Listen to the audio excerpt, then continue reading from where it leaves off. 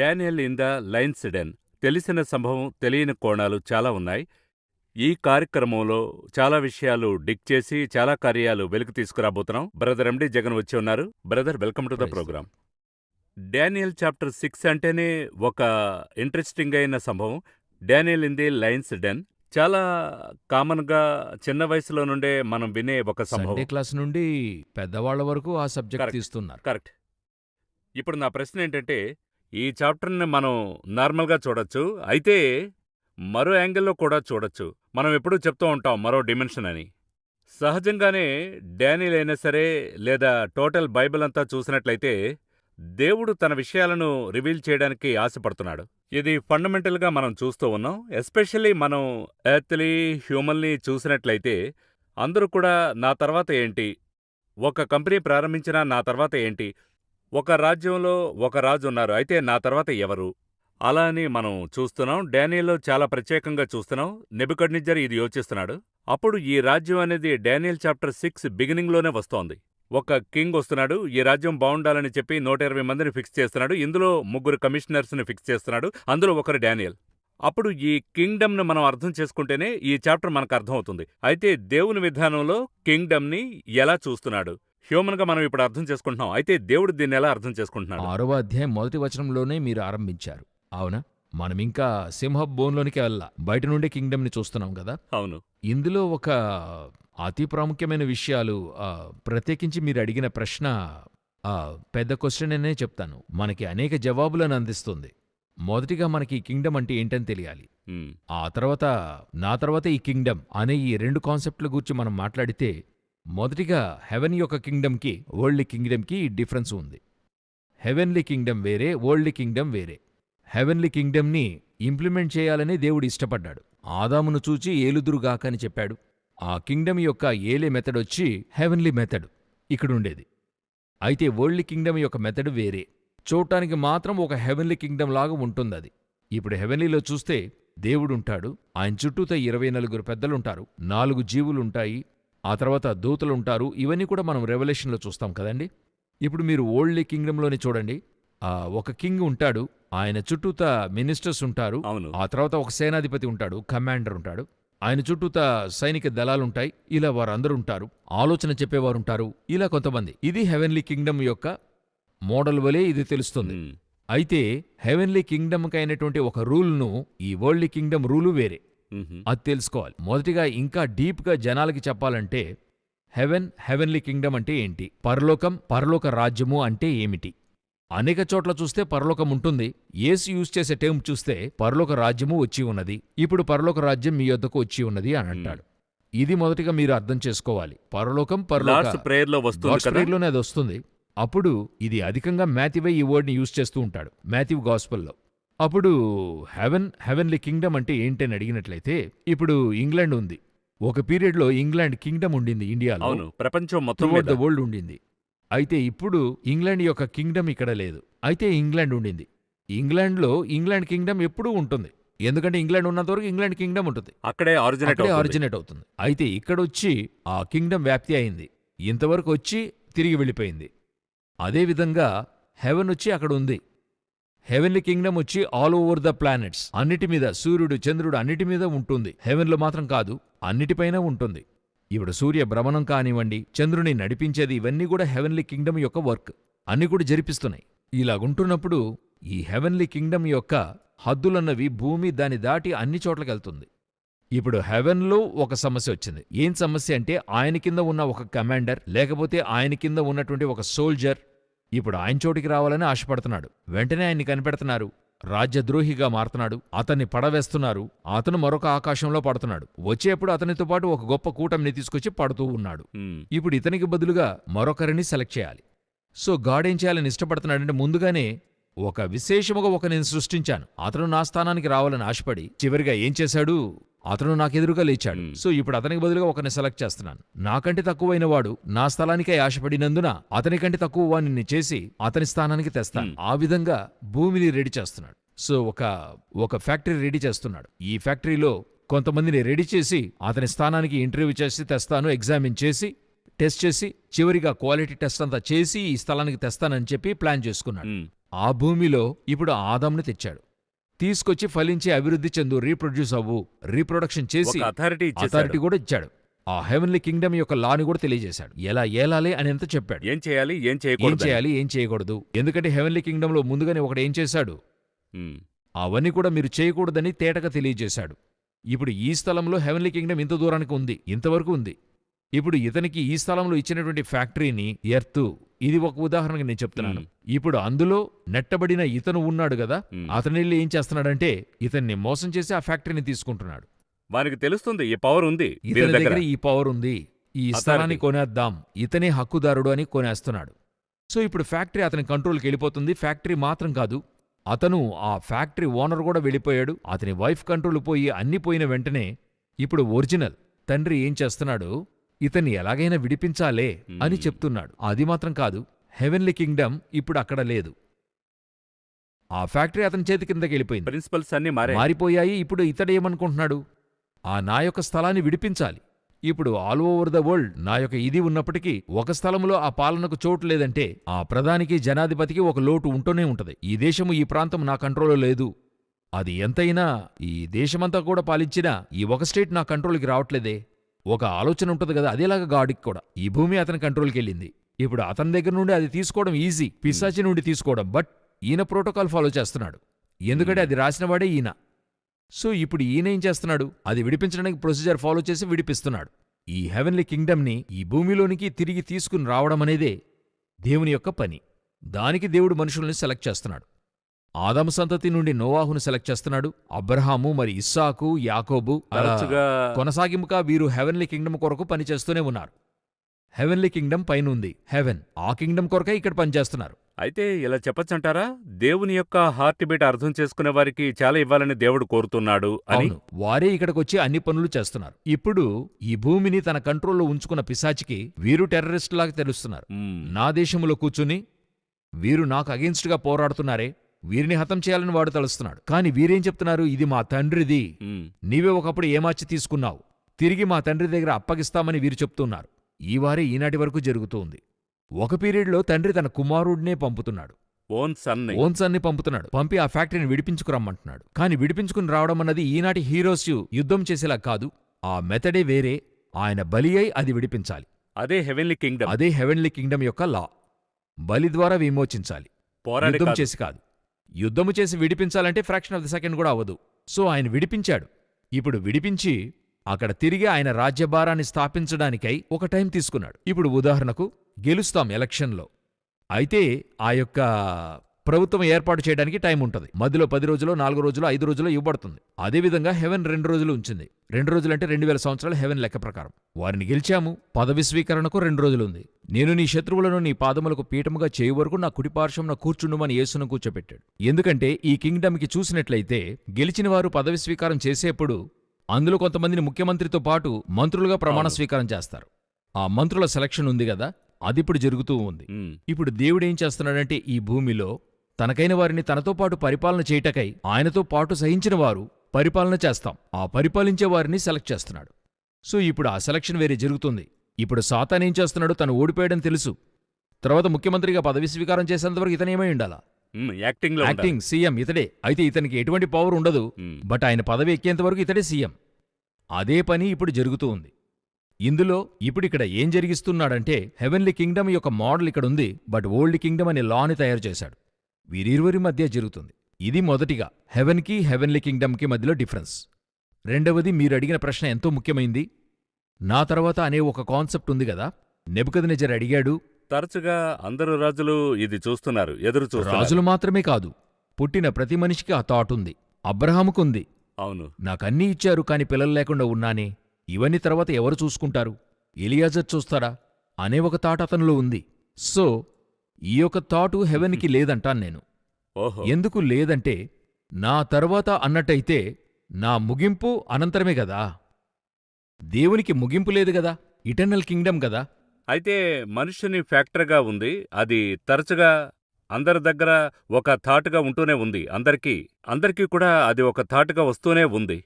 అదొచ్చి ఈ మరణమన్నది వచ్చినందువల్ల కాన్సెప్ట్.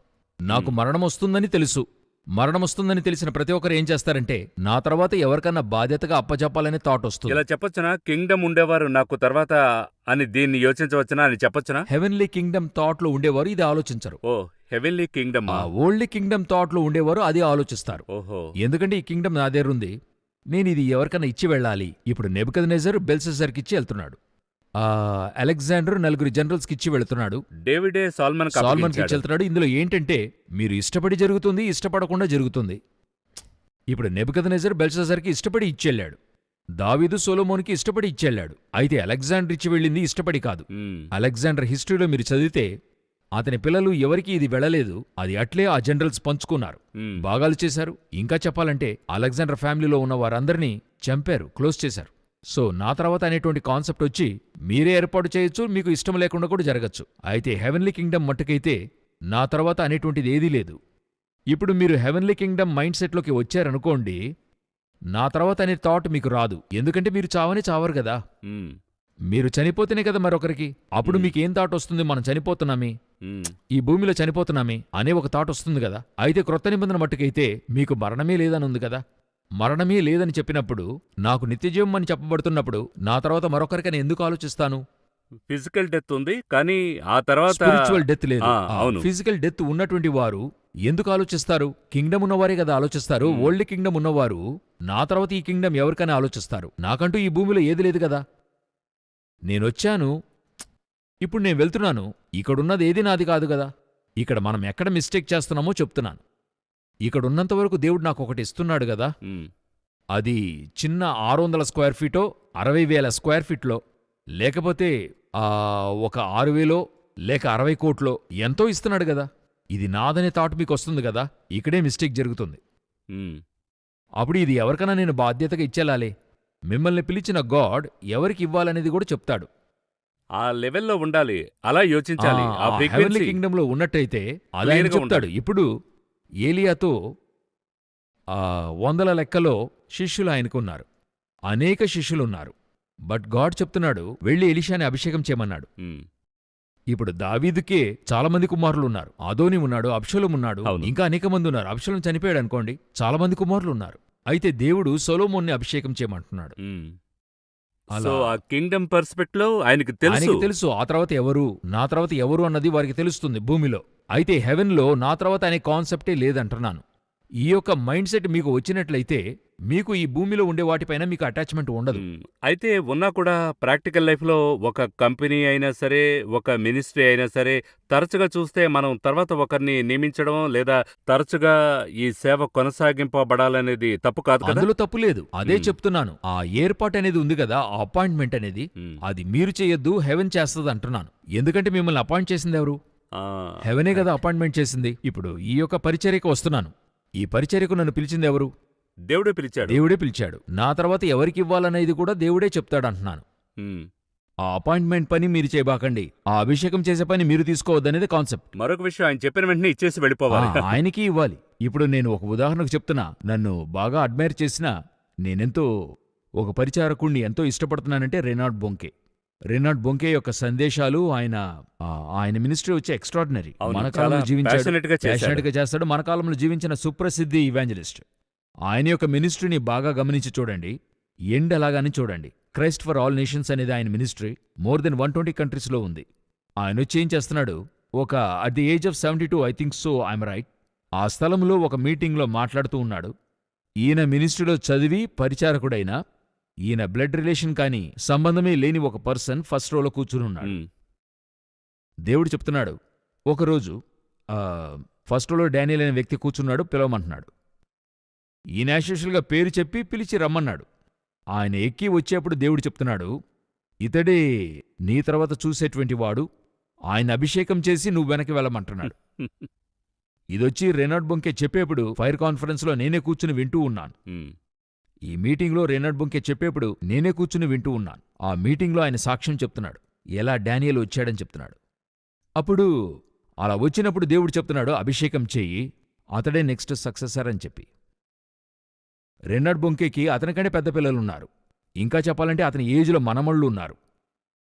అట్లే ఆయనను నిలవబెట్టి దీని తర్వాత ఇతడే సిఎఫ్ఏఎన్ యొక్క చీఫ్గా ఉంటాడు, ఈయనే నడిపించుకుని వెళ్తాడు, అభిషేకిస్తానని అభిషేకించి అదే మీటింగ్లో జస్ట్ క్యారీ ఆన్, మీరు ఒక ప్రసంగం చేయమని చెప్పి వెనక్కెళ్ళాడు. ఫైనల్ ప్రేయర్ రేనాడ్ బొంకే చేశాడు.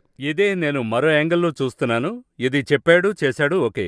చెప్పి అది చేయకుంటే దీనికొచ్చే సమస్యలు యోచిస్తే చాలా అటు భయమేస్తుంది. తర్వాత క్రైస్ట్ ఫర్ ఆల్ నేషన్స్ ఉండదు. హ్మ్. ఎందుకు అనేక పరిచర్యలు కనపడకుండా పోయాయి? ఫస్ట్ జనరేషన్లో ఉన్న పరిచర్యలు వదిలేయండి.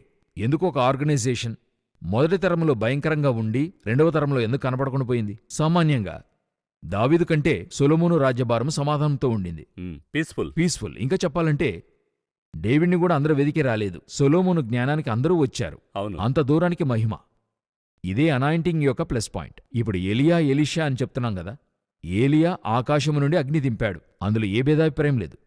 అయితే ఏలియా కంటే ఎలీషా డబుల్ ఫోల్డ్. మీరు ఆయన మినిస్ట్రీ యావత్తూ చూడండి, ఏలియా కంటే 2 రెట్లు ఎక్కువ చేస్తూ వస్తాడు. అయితే ఇందులో డేంజర్ కూడా ఉంది. ఆయన చేసిన దానికంటే అతని శిష్యుడు చేసినప్పుడు 4 టైమ్స్ రావాలి. అయితే ఆ కథ అలా రివర్స్ గెహాజీకి. అయింది. సాల్మన్కి తర్వాత చూస్తే రివర్స్ అవుతుంది. రెహోబాం అట్లే రివర్స్ అయింది. ఎందుకంటే వీరు రైట్ పర్సన్ని అపాయింట్ చేయలేదు. ఇక్కడే సమస్య ఉంది. ఇప్పుడు మనము ఈ యొక్క నేననుకుంటున్నాను, నా తర్వాత అనేటువంటి కాన్సెప్టు మనం తీసుకోవద్దంటాను. హెవెన్లీ కింగ్డమ్ మట్టుకైతే నేను అపాయింట్ చేయబడ్డాను, నా తర్వాత నా కొడుకు అనే కాన్సెప్టే లేదక్కడ. ఇప్పుడు పేతురుకి పెళ్ళయింది, సరేనా? హ్మ్. ఆయన వెళ్ళిన చోటికి వైఫ్ తీసుకెళ్లడని ఉంది. పేతురుకు బిడ్డలున్నారా లేదా అన్నది మనకి తెలియదనుకోండి. పేతురు తర్వాత మినిస్ట్రీ పిల్లవాడి చేతికెళ్ళిందా? హ్మ్. పౌలు తర్వాత అతని పిల్లవాడికెళ్ళిందా? లేదు. తిమోతి తర్వాత అతని పిల్లవాడికెళ్ళిందా? ఎక్కడైనా ఆ యొక్క వారి జనరేషన్ తర్వాత అలాగుందా? న్యూ టెస్టిమెంట్లో అలాగ లేదు. సాగిందా లేదా మనకు తెలియదు, కానీ ఉండదు. ఎందుకు ఉండదంటే దేవుడొచ్చి ఓల్డ్ టెస్టిమెంట్ యొక్క కాన్సెప్ట్ వచ్చి ఓల్డ్లీ కింగ్డమ్ కాన్సెప్ట్, న్యూ టెస్టిమెంట్ వచ్చే హెవెన్లీ కింగ్డమ్. నా తర్వాత నా కుమారుడు, నా తర్వాత నా మనవుడు అనే కాన్సెప్టే ఉండదు. అయితే కుమారుడు ఉండొచ్చు, అది దేవుడే చెప్పి అభిషేకిస్తే ఓకే, అది కరెక్ట్. లేరని చెప్పడం లేదు, ఉన్నారు. దేవుడే ఆ సేవకుని కుమారుణ్ణే ఏదో ఒక సేవకై పెంచి పెద్ద చేస్తే అది మీరెప్పుడు కనిపెట్టచ్చు తెలుసా? ఆ మొదటి జనరేషన్ వెళ్ళి సెకండ్ జనరేషన్ లేక మినిస్ట్రీ డబుల్ ఫోల్డ్గా పెరిగితే, నేను చెప్పేది స్పిరిచువలీ, హ్మ్. సంపదలో కాదు, స్పిరిచువలీ డబుల్ ఫోల్డ్గా వృద్ధి చెందితే దేవుడు చెప్పిన మనిషి అతడే అని అర్థం. ఒక 20 సంవత్సరాలు మీరు కనిపెడతారు. అలా పెరగలేదు, అంతటితో మినిస్ట్రీ అంతమైతే దేవుడు చెప్పిన మనిషి అతను కాదని అర్థం. ఇంతే విషయమంతా. సో హెవెన్లీ కింగ్డమ్ మట్టుకైతే నన్ను అపాయింట్ చేసిన దేవుడు మరొకరిని కూడా అపాయింట్ చేస్తాడు. ఆ తర్వాత వ్యక్తి ఎవరన్నది హెవెన్కి తెలుసు. నేను దాని గూర్చి విచారించాల్సిన పని లేదు. హ్మ్. దాని గూర్చిన చింత నాకు లేదంటున్నా. ఎందుకని డానియల్ 6 చాప్టర్ చూస్తున్నప్పుడు ఈ కింగ్డమ్ని మనం అర్థం చేసుకుని చదివితే ఎలా బెటర్గా ఉంటుందని నేను ప్రశ్న అడుగుతున్నాను. ఎందుకంటే ఇప్పుడు రాజు ఏం చేస్తున్నాడు? 120 దేశాలకు అవును. నియమిస్తున్నాడు. అవును. ఈ 120 దేశాలకు ఆ వ్యక్తులను నియమించి వీరందరిపైన ఒక ముగ్గురిని నియమిస్తున్నాడు, కమిషనర్స్గా ఉంచాడు. కమిషనర్స్. అలా అదేవిధంగా ఒక 120 మందినే దేవుడు అభిషేకానికి నియమిస్తూ ఉన్నాడు. హ్మ్.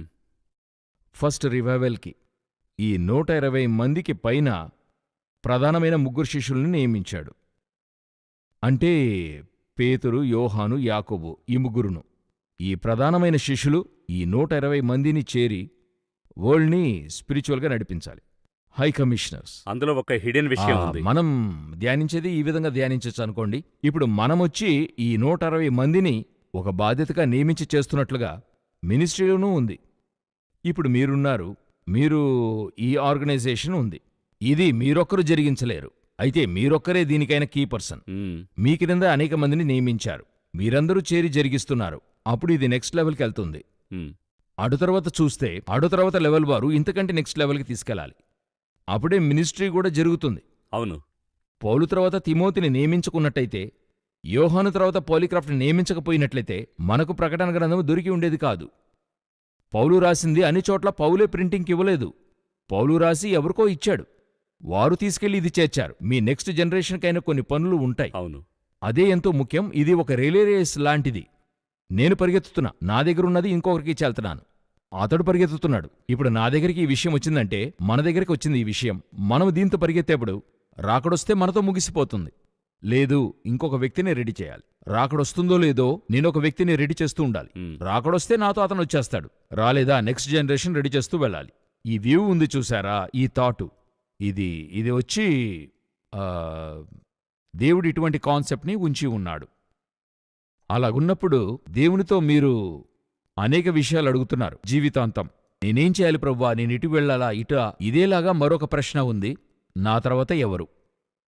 ఆ సమయం వచ్చినప్పుడు ఆయన అది చేస్తాడు, నియమిస్తాడు, కరెక్ట్గా జరిపించుకుని వెళ్తాడు. పలు సమయాల్లో మనం ఎక్కడ మిస్టేక్ చేస్తాం ఇందులో అని అడిగినట్లయితే, కొంతమంది నా తర్వాత మరొక వ్యక్తి లేడన్నట్టుగానే వారితోనే ముగించుకుని వెళ్ళిపోతున్నారు. కాదు, నా తర్వాత ఎవరు లేరని అంతా తీసుకుని వెళితే అది ఎలాగన పోని, ఇది నేనున్నంత నేనున్నంత వరకు రాజా. రాజులాగా ఉంటాను అనౌన్స్ చేయకుండా వెళ్ళిపోతారు. తనకు ఎవరు వారసులని అనౌన్స్ చేయకుండానే వెళ్ళి వారు ఎలాగైనా అది పోరాడి ఎలాగన్నా కొట్టుకొని ఇవ్వు, ముగ్గురవని నలుగురవని, ఎవరెవరో లేచి నేనే దీనికి వారసుడని చెప్పేవారు ఉన్నారు. ఇంకొక గ్రూప్ ఉంది, రాంగ్ పర్సన్ని నియమించి వెళతారు. అది ఇంకా అది మోసం. ఇంకా మోసం. రెండు కూడా మరి తప్పే. అయితే దేవుడు చెప్పిన మనిషిని పిలిచి మీరు నియమించి వెళ్ళాలి, వెళ్ళేప్పుడు అది చేసి వెళ్ళాలి. నాకెంతో నేను అది చెప్పాలనుకునే సంభవం ఉంది. ఇండియన్ క్రికెట్ టీంలో కెప్టెన్ ఉండాడు. అతని కెప్టెన్సీలో వరల్డ్ కప్ గెలిచారు. గెలిచిన తర్వాత తర్వాత రోజుల్లో ఏం చేస్తున్నాడు, అతనే కెప్టెన్. మరొక వరల్డ్ కప్ వరకు అతనే కెప్టెన్. మరొక వరల్డ్ కప్ దగ్గరవుతుండగా అతనేం చేశాడు, ఇంకొకరిని వచ్చి అతడే కెప్టెన్సీగా నేర్పుతున్నాడు. అతనే ఆ కమిటీకి చెప్తున్నాడు ఇతన్ని కెప్టెన్సీగా వేయమని. అప్పుడు ఒక ఇంటర్వ్యూలో అడుగుతున్నారు, మీరు కెప్టెన్గా ఉండాలని అందరు ఎదురు చూస్తున్నారు, మీరు ఇప్పుడే అతని కెప్టెన్సీలో ఆడాలనుకుంటున్నారే, మీ క్రింద ఉన్న నాయకత్వంలో మీరు ఆడాలనుకుంటున్నారే, ఇది ఎలాగా? నేను ఎలాగో వెళ్ళిపోతాను, ఇంకా 1-2 సంవత్సరాల పైన ఆడలేను. సో ఆ తర్వాత ఈ టీం నడపడానికి ఒకరు కావాలి కదా, అది రెడీ చేస్తూ వెళ్తానంటున్నాడు. అదొక కింగ్డమ్ థింకింగ్. అదే కింగ్డమ్ థింకింగ్. సో ఆ థాటు ఒకటి ఓల్డ్లీగా ఉంది. ఈ ఓల్డ్లీ థాటు మనకు వేరే విధంగా ఉండాలంటున్నాను. హెవెన్లీ కింగ్డమ్ నా తర్వాత మరొకరిని నియమిస్తుంది. ఆ అపాయింట్మెంట్ వచ్చేప్పుడు నేనే తీసుకుని అది చేతులు ఇచ్చెళ్తాను. ఎందుకంటే కింగ్, ఇక్కడ సీనియారిటీ అంటూ లేదు. ఇప్పుడు ఇందులో మన గవర్నమెంట్ నా తర్వాత నా కుమారునికి ఉద్యోగం ఇస్తుందని చెప్పిందనుకోండి, నా కుమారునికి నా ఉద్యోగం ఇవ్వరు. అన్లెస్ అతను నా ఉద్యోగానికి ట్రైన్ అయి ఉంటేనే ఇస్తారు. అతను తక్కువ చదువుంటే నా ఉద్యోగం అతనికివ్వరు. అతని చదువుకు తగిన పనే ఇస్తారు. సో వారు కొంత క్రైటీరియా పెట్టుకున్నారు. హెవెన్ వచ్చి వేరే. హెవెన్ స్పిరిచువల్గా చూస్తుంది, అతని చదువు చూడదు. స్పిరిచువల్గా చూస్తుంది, విధేయతను చూస్తుంది, ఎలాగున్నారు అని అన్నిటినీ చూసి నా పోస్టింగ్ ఇవ్వచ్చు, నాకంటే పై పోస్టింగ్ కూడా ఇవ్వచ్చు. సో అపాయింట్మెంట్ అన్నది హెవెన్లో ఉంది, మీరది చేతిలో తీసుకోవద్దు. హెవెన్లీ కింగ్డమ్కి ఓల్డ్ కింగ్డమ్కి ఇదే పెద్ద డిఫరెన్స్. అందరికీ విచారం ఉంటుంది, ఓల్డ్ కింగ్డంలో ఉండే ప్రతి ఒక్కరికి విచారం ఉంటుంది. అయ్యో నా తర్వాత ఎవరు? మనకా విచారం అక్కర్లా, కాని బాధ్యత, ఆ బాధ్యత హెవెన్ ఇచ్చేప్పుడు తీసుకుని ఇచ్చేయాలంటాను. ఇప్పుడు ఎలీషా అభిషేకమైన తర్వాత ఏలియా వెంటనే ఎత్తుకోబడలేదు. ఆ తర్వాత కొంతకాలం భూమిలో ఉండాడు. ఆ కొంతకాల సమయము ఎలీషా అతనికి లోబడి ఉండాడు.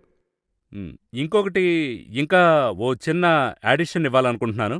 అయితే ఒక పీస్ ఆఫ్ మైండ్ ఉంటుంది హ్యాండ్ ఓవర్ చేసేటప్పుడు, అదే చాలా ఇంట్రెస్టింగ్గా ఉంటుంది. ఎంతో హెవెన్లీ పీస్ ఆఫ్ మైండ్ అంటే మీకు ఒక విషయాన్ని చెప్తే మీకు అర్థమవుతుంది.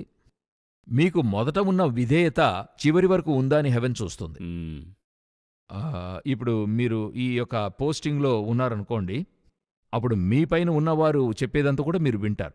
న్యూలీ జాయిన్డ్, ఇంకా చెప్పాలంటే ఇంట్రెస్ట్గా చేస్తారు. అవును, ఆయన చెప్పంది కూడా చేర్చి చేస్తారు కొత్త జోరులో. అలాగా మీరు సీనియర్ అయిపోయారు. ఇప్పుడు మీరే సీఈఓగా ఉన్నారు, మీరు చీఫ్ అయిపోయారు. ఇప్పుడు మీరు ఒకరు చెప్పింది మీరు చేస్తారా? ఆ మైండ్ వస్తుందా అని అడిగినట్లయితే 99% రాదు. నా మైండ్లో ఏమొస్తుంది? I'm an experienced one, I know everything, nobody is to question me. ఇవన్నీ మనకు వచ్చేస్తాయి. వచ్చినప్పుడు హఠాత్తుగా దేవుడు పిలిచి చెప్తాడు ఇలా చెయ్యి అన్నప్పుడు, దేవుడు మీరు ప్రముఖులైనట్లయితే, మీకంటే సీనియర్ లేకపోతే, అప్పుడు గాడ్ ఎవరిని పిలిచి చెప్తాడు? అక్కడ ఉండేవారితో అక్కడున్న చెప్తాడు. వ్యక్తితో. అతను మీకంటే క్రిందివాడిగా ఉంటాడు. ఇప్పుడు డేవిడ్తో చెప్పాలి, ఎవరితో చెప్పాడు? అతని క్రింద ఉన్న నాతాను ప్రవక్తతో, ఆ ఊర్లో ఉన్న ఒక ప్రవక్త. ఈ నాతాను ఒక పీరియడ్లో డేవిడ్తో నమస్కరించే మాట్లాడేవాడు. అదే నాతాను డేవిడ్ తప్పు చేసినప్పుడు స్ట్రైట్గా చెప్తున్నాడు. అప్పుడు అది వినాలి కదా. వినే మనస్తత్వం, విని మనస్సు మారాలి. మారు మనసు, ఆ చేసే పనుంది గదా. మీరు చేసి చూడండి, నాకు చెప్పిందంతా చేశాను అనేటువంటి సంతృప్తి. దావీదు వృద్ధుడై పడుకున్నాడు, సొలొమోనును అభిషేకించాలి. సొలొమోనును అభిషేకించిన తర్వాత, ఆ తర్వాత బైబిల్లో సొలొమోను తర్వాత చెప్పబడుతుంది. అవును, డేవిడ్ మరణించింది మాత్రం ఉంటుంది. అవును. ఇదే మరి దాదాపు ఫేడ్ అవుట్. ఇదే పీస్ ఆఫ్ మైండ్. నా పని ముగిసింది. నేను ఓల్డ్కొచ్చాను, పని ఆరంభించాను. నాకివ్వబడిన చివరి పని అది కూడా ముగించాను. దీని తర్వాత ఇంకేం లేదు. ఎలా ఉంటుందో చూడండి. మీరు చెప్పిన ఆ పీస్ ఆఫ్ మైండ్ నిండుగా ఉంటుంది, స్ట్రెస్ ఉండదు. స్ట్రెస్గా ఉండదు. సో ఇదే వచ్చి హెవెన్లీ కింగ్డమ్కి వరల్డ్లీ కింగ్డమ్కి ఉన్న డిఫరెన్స్. చాలా విషయాలు చెప్పారు. ఇంకా చెప్పాలంటే డానియల్ చాప్టర్ 6లోకి వెళ్ళలేదు. ఆ తర్వాత కార్యక్రమంలో డానియల్ చాప్టర్ 6 లోపలికి సబ్జెక్ట్ లోపలికి వెళదాం. లేదు, మనం లోనికొచ్చాము, డోర్ దగ్గరే నుంచున్నాం. డోర్లోనే ఉన్నాం. ఇప్పుడు మరో నమోదులో మోర్ డీపర్ చాలా డిమెన్షన్స్ మనం చూద్దాం. అయితే ఇందులో హెవెన్లీ కింగ్డమ్ ఒక ఫౌండేషన్గా చూద్దాం. ఈ డానియల్ 6 మాత్రమే కాదు, ఈ బైబిల్కే బేసిక్ ఫౌండేషన్గా చదివే ప్రేక్షకులకు ఒక ఫౌండేషన్గా మారాలి. అవును, ఈ రెండిటికి మధ్యలోనే ఇంత కూడా జరుగుతూ ఉంది. నడుస్తుంది. వరల్డ్ కింగ్డమ్కి హెవెన్లీ కింగ్డమ్కి మధ్య జరిగే విషయమే టోటల్ బైబిలును. ఇంకా చెప్పాలంటే ఈ ఫౌండేషన్ అర్థం చేసుకుంటే దానియేలు రెవల్యూషన్ మాత్రమే కాదు, టోటల్ బైబిల్ చాలా ఈజీగా అర్థమవుతుందనే కాంటెక్స్ట్ లో అవును, నేను ఇప్పుడు చెప్తున్నాను. మీరు వరల్డ్ కింగ్డమ్ని చూడండి. ఫారో, ఒక ప్యాలెసు, రథము, ఒక గుర్రము, యుద్ధము అన్నీ ఉంటాయి. హెవెన్లీ కింగ్డమ్లో చూడండి, వారెదురుగా వెళుతున్న ఇశ్రాయేలీయులకి ఏమీ ఉండదు. ఈ రెండిటికి మధ్యలో హెవెన్లీ కింగ్డమ్లో ఉన్నవారు ఎలాగుంటారు, వరల్డ్ కింగ్డమ్లో ఉన్నవారు ఎలాగుంటారు, ఈ రెండు కాన్సెప్ట్స్, ఈ గ్రహింపు వస్తేనే మీకు బైబిల్ యొక్క కాన్సెప్ట్ అర్థమవుతుంది. ఈ కార్యక్రమానికి వచ్చినందుకు చాలా సంతోషం బ్రదర్ జగన్. మరో నమోదులో నెక్స్ట్ రికార్డింగ్ లో Daniel chapter 6 Daniel in the lion's den తెలిసిన విషయాలు, తెలిసిన సంభవాలు, తెలియని కోణాల్లో చూద్దాం.